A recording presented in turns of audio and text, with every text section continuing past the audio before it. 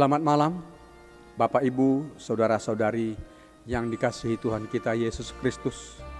Terimalah salam dari HKBP Kernolong, HKBP tertua di Pulau Jawa. Sebelum kita beristirahat malam hari ini, marilah kita sejenak mendengarkan firman Tuhan. Kita mempersiapkan diri, marilah kita berdoa. Allah Bapa Tuhan kami bersyukur kepadamu, karena Engkau telah memelihara hidup kami, memberkati kami dalam bekerja sepanjang hari ini. Malam ini, saat ini kami mau merenungkan firman-Mu.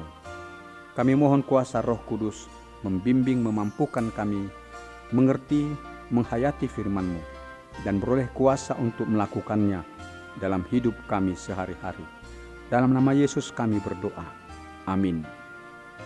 Renungan malam bagi kita sesuai dengan nas bacaan malam dalam Almanak HKBP, tertulis dalam surat Efesus pasal yang keempat, ayat 25 sampai dengan ayat yang ke-32. Sebagai ayat pembimbing renungan, yaitu ayat yang ke-32. Beginilah firman Tuhan. Tetapi hendaklah kamu ramah seorang terhadap yang lain, penuh kasih mesra, dan saling mengampuni, sebagaimana Allah di dalam Kristus telah mengampuni kamu. Tema renungan kita adalah ramah, penuh kasih mesra, dan mengampuni.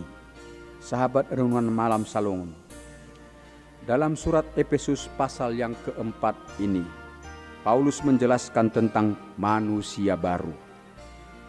Kita sebagai jemaat kepunyaan Yesus Kristus adalah manusia baru. Karena kuasa darah Yesus dan kuasa kebangkitan Yesus telah menebus dosa kita dan menjadikan kita sebagai ciptaan baru. Pembaharuan yang dianugerahkan Yesus bagi kita harus kita nyatakan itu di dalam perilaku hidup kita sehari-hari. Kita harus membuang dari diri kita ini sifat-sifat manusia lama, dan kita harus mengenakan dalam hidup kita sifat-sifat manusia yang baru. Dengan demikian, sebutan bahwa diri kita sebagai ciptaan baru atau manusia baru bukan sebutan kosong, tetapi sebutan yang benar, yang nyata dalam perilaku hidup kita yang baru.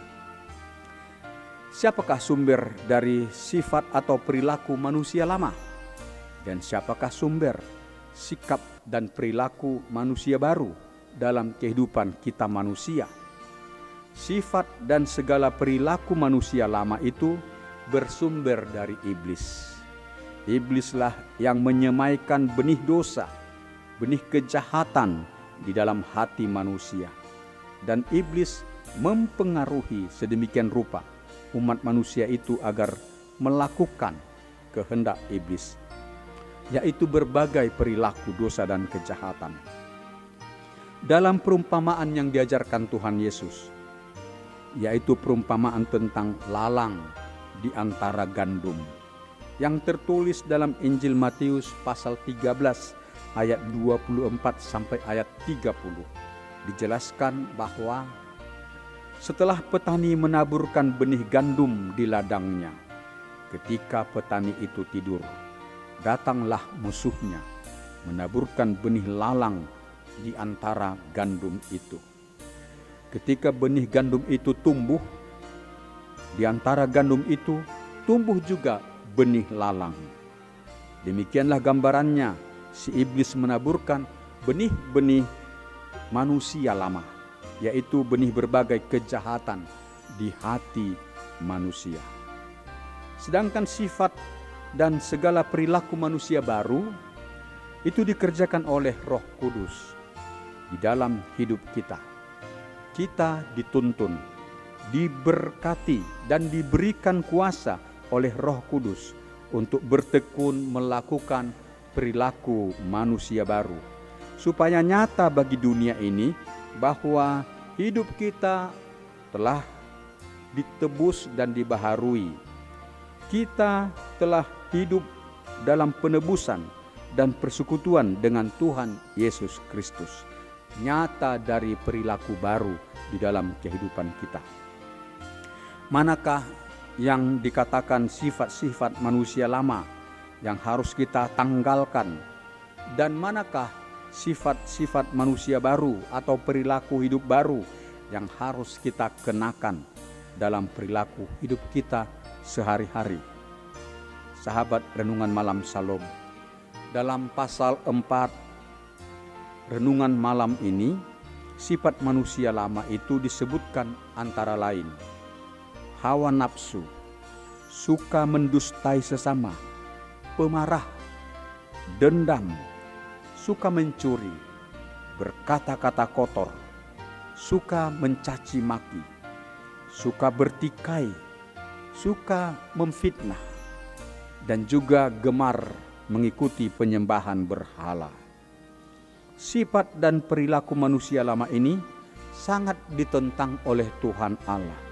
Karena kalau seseorang yang telah percaya kepada Yesus Kristus masih diperhamba sifat manusia lama, itu berarti ia menyia-nyiakan anugerah Allah, yaitu Roh Kudus yang dikaruniakan kepada setiap orang percaya. Dan perilaku manusia lama itu sangat merusak kehidupan manusia, merusak kerukunan, merusak kedamaian, dan menciptakan kekacauan dalam kehidupan manusia. Sirnalah sukacita. Siapakah merasa tentram bersama dengan seorang pemfitnah? Siapa yang merasa tentram bersama seorang pencuri yang gemar bertikai? Tentulah tidak ada yang merasa tentram bersama dengan mereka. Sedangkan sifat manusia baru antara lain bertutur kata yang benar, jujur, tidak mau mencuri, bekerja keras mencari nafkah, gemar bersyukur, murah hati, menolong sesama, ramah kepada sesama, penuh kasih mesra, suka mengampuni. Sifat dan perilaku manusia baru itu didasari kasih dan kebenaran. Selain berkenan bagi Tuhan, juga berkenan bagi sesama manusia. Dan perilaku manusia baru itu sangat membangun kerukunan, membangun ketentraman dan kebahagiaan dalam persekutuan kita. Sifat manusia baru itu harus kita kenakan karena mendatangkan berkat-berkat dan kebaikan dalam kehidupan kita ini. Sahabat Renungan Malam Shalom, dalam nas renungan ini ada 3 sifat manusia baru yang harus kita lakukan dalam hidup kita. Pertama, kita harus bersikap ramah kepada sesama. Setiap orang suka bertemu dengan orang yang ramah, suka mendengar kata-kata yang ramah. Perkataan yang ramah itu menyejukkan dan menenteramkan hati. Dalam Amsal pasal 16 ayat 26b dikatakan, tetapi perkataan yang ramah itu suci. Perkataan yang ramah itu menumbuh kembangkan kedamaian di antara umat manusia. Perilaku yang kedua adalah kasih mesra. Sebenarnya seseorang dapat bertutur kata yang ramah itu karena di hatinya bertumbuh kasih. Tetapi selain tutur kata yang ramah, masih banyak buah-buah kasih. Misalnya, berbuat kebaikan untuk menolong sesama yang membutuhkan pertolongan, memberi nasihat atau motivasi bagi orang yang memerlukan nasihat, yang perlu dihibur, yang perlu ditopang dengan nasihat dan motivasi. Yang ketiga adalah saling mengampuni dengan sesama. Setiap orang dimungkinkan secara tidak sengaja melakukan kesalahan atau kekhilafan kepada sesamanya, baik itu melalui kata-kata atau melalui sikap perilaku. Dan kesalahan atau kekhilafan itu dapat menimbulkan ketersinggungan dan sakit hati kepada sesama. Padahal kita terpanggil untuk mewujudkan dan memeliharakan kedamaian. Untuk mewujudkan kedamaian itulah maka kita harus mampu mengampuni atau memaafkan kesalahan orang terhadap diri kita. Dan kita pun saat kita berbuat kesalahan, kita memerlukan kesediaan teman memaafkan kesalahan kita. Karena kita adalah manusia baru, ciptaan baru di dalam penebusan oleh Yesus Kristus. Marilah kita tunduk dipimpin oleh Roh Kudus agar nyata dalam perilaku hidup kita, perilaku manusia baru, bertutur kata yang ramah, berbuat kasih mesra, dan saling mengampuni. Maka dengan perilaku manusia baru itu, orang lain di sekitar kita sangat terberkati, dan nama Tuhan Yesus pun semakin dipermuliakan. Demikianlah renungan bagi kita pada malam hari ini. Marilah kita berdoa. Terpujilah namamu ya Allah Bapa, kami telah mendengarkan firman-Mu. Kami sangat bersyukur sebab Allah mengasihi kami. Roh Kudus telah membimbing dan membaharui hidup kami. Mampukanlah kami bertekun menyatakan perilaku manusia baru di dalam perilaku hidup kami sehari-hari. Allah Bapa, berkatilah jemaat-Mu, kasihani mereka yang sakit, yang dirawat di rumah sakit, atau juga yang dirawat di rumah. Berilah kekuatan pertolongan bagi mereka, agar mereka semakin sembuh dari sakit yang mereka derita. Berkati dan lindungi semua pelayan kesehatan dalam pengabdian mereka terhadap semua pasien yang mereka layani.